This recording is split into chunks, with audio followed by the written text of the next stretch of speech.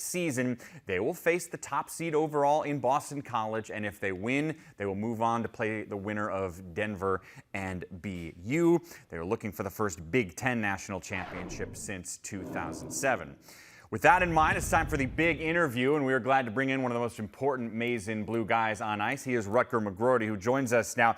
Rutger, give me an idea. I mentioned some of the backstory there with playing Michigan State. What was chatter like right before the game amongst all you guys as you were ready to take on this Michigan State team? For us, I feel like obviously you can look at the past 4 games, as you said.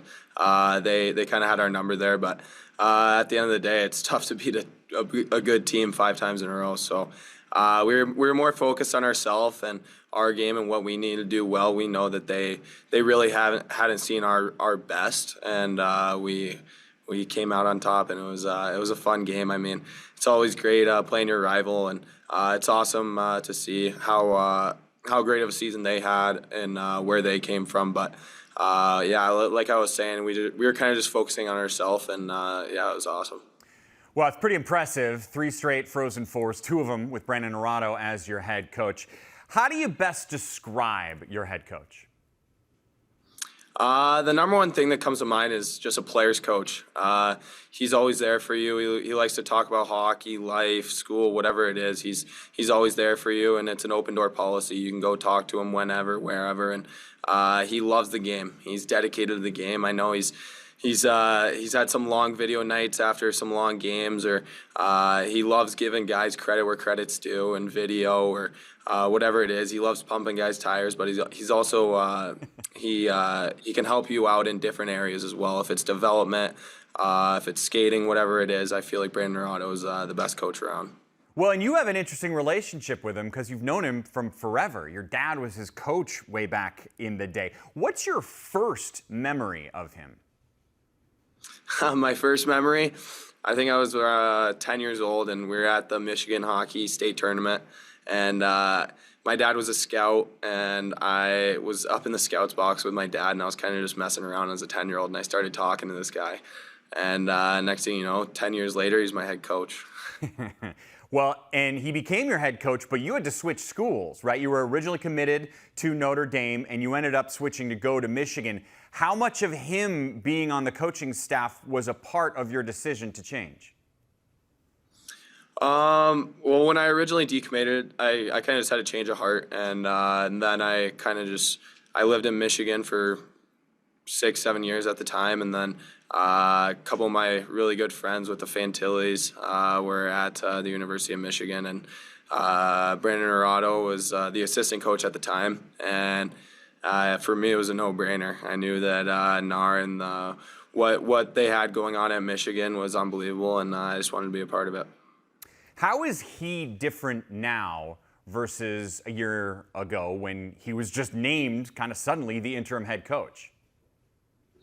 I feel like now he's honestly the same guy, just another year of experience. I feel like he's an unbelievable coach, and he's always been that. But now it's just the experience. I feel like that's a big thing for anybody. Once you've gone through it, and especially since we made it to the Frozen Four last year, and now we kind of just have the right thing in our heads, and I feel like he's excited for this upcoming Frozen Four, and we're gonna have a great week of practice, and we're really looking forward to it. Well, not that long ago, he played in a Frozen Four for Michigan. What does he tell you guys about that? Honestly, just it sucks. It sucks losing. I feel like everybody knows that. I was there last year, losing in that Frozen Four, and we talk honestly a lot about the '98 team and what they've gone through and how they won, and we're kind of in a similar situation to that as well. And a lot of those '98 alumni have come back and told us those stories, and so that's been really cool. You know, it's not that long ago that he played in it. He's not that old of a guy, and I want to tell you, I know he's not going to watch this ever, so you can be honest. Does he have any skills left? Any? I think he has the best coach shot in the world. I'm not over exaggerating. He can fire the pill. He has a really hard shot, and he lets the goalies know whenever he scores on him. So it's pretty funny, but we all love it. He loves to celly after he scores, and he's just a really great guy with a lot of personality, and we love him for it. Describe the celebration of a Brandon Naurato after he scores on his own kid goalie. He'll kind of just he'll look to the boys and like kind of give a heads up or just a little fist pump. He loves it. He knows when he has a good shot, and it's awesome. But the boys chuckle with him, and it's a lot of fun. Wait, you said he's got a big celly. His celly is a fist bump and a head nod? No, but it's kind of like he had to be there. It's like just because everybody looks at him, and he'll just like kind of look around and be like, yeah. All right. It's not terribly demonstrative, but it's one of those you got to be there. I'll buy it. I'll buy it. Yeah, it's more you had to be there moment. What don't people know about Jake Barczewski, your goalie? Just the personality. I feel like it makes it a lot easier to block a shot. It hurts a lot less when you're doing it for him. Just the energy he brings into our locker room, how great of a kid he is. And the very first time I ever talked to him, he came in and just said, man, like, I want to win. That's why I came here, is to win a national championship. And that hasn't changed once throughout the season. He's so dedicated to the team, and all the boys love him. He's the DJ Barzo. He puts together some good tracks. Yeah, we love him. He's an unbelievable guy, and he always comes to the rink ready to go and dial it in. He's the team DJ? Oh, yeah. What's his go-to? Whitney Houston, Mariah Carey? Honestly, he makes a lot of, he makes some remixes. But right now, I think it's called Unwritten. Okay. That's like our team song right now, and he loves turning that on. I love it. Another one of your teammates now, Seamus Casey, you guys lost him in the last game to injury. What's the latest with him? Honestly, I don't know. I think he knows that if yeah, I'm unsure, to be honest. Yeah, I got you. Well, hopefully he's back. He's been such a great part of the team for you guys, and luckily you do have some time until that match. I want to talk about Rutger McGroarty, not the person, the name. Hockey guys oftentimes have great names. You have my favorite name in the Big Ten right now. Tell me everything about the background with your name. Yeah, so my grandpa's name is Roger, and my parents my mom and dad were I think they were looking in a book of names related to Roger, and they found Rutger, and it's a Scandinavian form of Roger, and my grandpa's an unbelievable guy. He's from a small town in Blair, Nebraska. He's like the mayor of the town. It's unbelievable, and honestly, I'm honored to be named after such a great guy. So that's very cool. But even McGroarty's a cool last name. Yeah, that's honestly, I don't have too much background on that. Yeah, I really don't have too much background on that. I love that you in no way were prepared for me to want the etymology of your last name, but that's where we're going on this. No, I've answered the Rutger one a good amount, but not the McGroarty one, to be honest. Well, that's what makes me special. What did you guys learn from last year's trip to the Frozen Four that you can bring into this year's? Kind of like I was talking about with Coach Naurato, just the experience. I feel like we know what to expect. I feel like there's a lot of distractions there.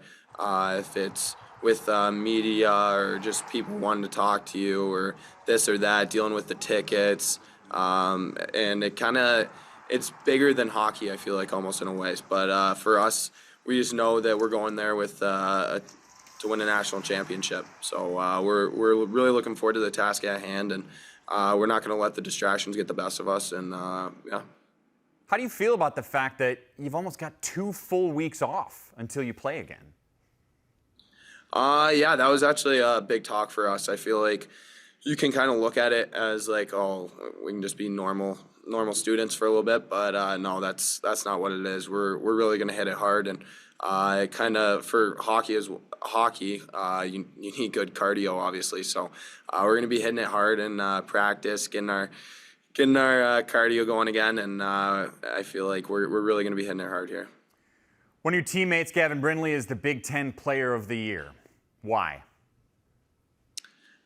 He comes in, he competes every day. I feel like that's a guy that he always brings his best. If it's in a small area game in practice and he loses, he's fired up. He's not talking. He's mad. He's probably the most competitive person I've ever met.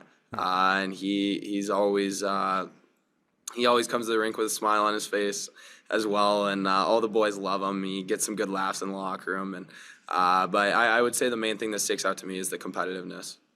All right, before we let you go, BC is your opponent. Like I mentioned, you got a little while until that game, but as of right now, what's the biggest key?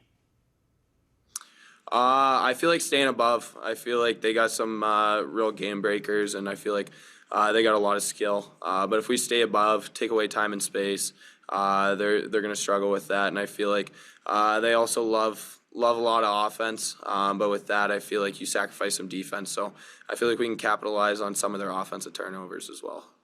Rutger McGroarty. Shout out to Grandpa Roger. Congratulations on the great season. Thanks so much for giving us some of your time, and good luck in Minneapolis, man.